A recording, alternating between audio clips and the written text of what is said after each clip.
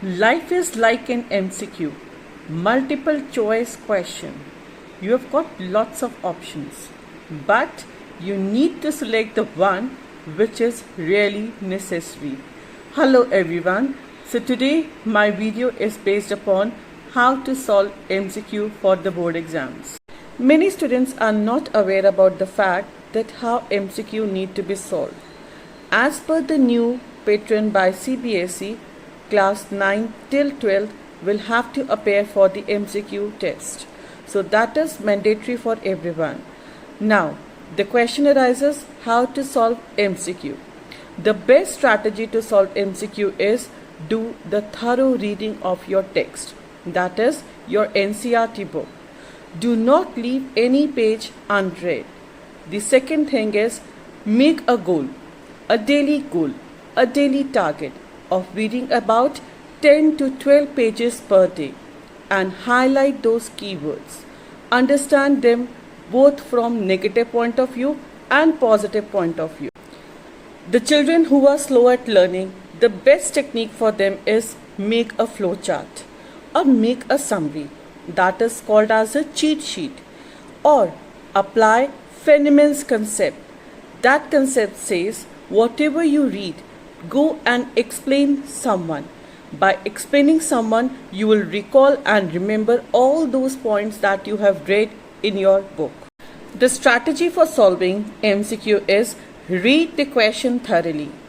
Don't jump onto the conclusion without reading the question thoroughly.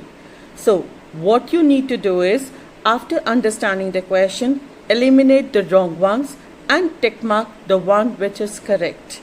But do not be hasty while coming on to the answer. At least you must spend 1 to 2 minutes for getting onto the answer.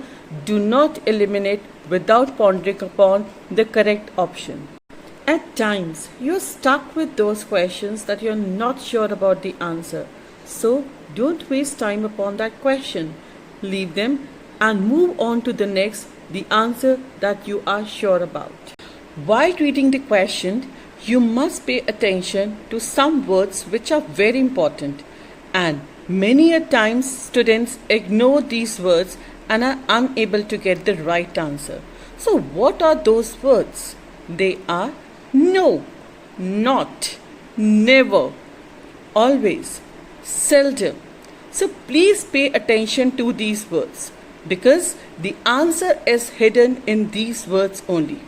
Do not jump to the answer immediately without understanding the meaning of the question. So let's come to the next category of question that includes all of the above and none of the above. Whenever you read the text thoroughly, I told you to highlight the keywords, highlight the main points, make a flow chart or make a summary. And if all those things are mentioned in the statement, then that includes all of the above. And in case any of the statement is missing or you find totally all the opposite statements in the answer, that includes none of the above. Now I'm going to talk about the most toughest part, the one which students find difficult to solve. You're right, the questions are based upon assertion and reason. Sometimes students find it so difficult to understand the questions based upon assertion and reason and they are unable to answer. For that, again you need to read and understand your NCERT textbook, that is mandatory for all of you. Without reading them, you won't be able to understand. Sometimes assertion is correct but reason given is incorrect. And sometimes assertion is false but reason is true.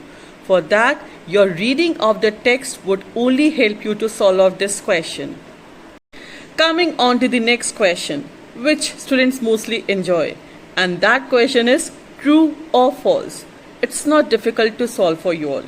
If you find the words like no, never, always, sometimes, probably you'll be able to get your answer. So remember, the positive response will give you the answer in true, whereas if something negative comes, you'll get the answer in false. Coming on to the last category of selecting the correct and incorrect statement. So again, what you need to do is focus. focus on your statement correctly. Somewhere in the sentence, there would be an error which you need to correct. It can be maybe, that may be correct, or may not be, that may be incorrect. So read the text, and from there you'll get to know what was exactly given in the statement. Sometimes the years changes, time duration changes, the words change, adjectives change, adverbs change, noun change, or pronouns change. So you need to be very careful about the correct and incorrect statement. Hope you all understood today's video upon how to solve your MCQ. If you liked it, then please do comment.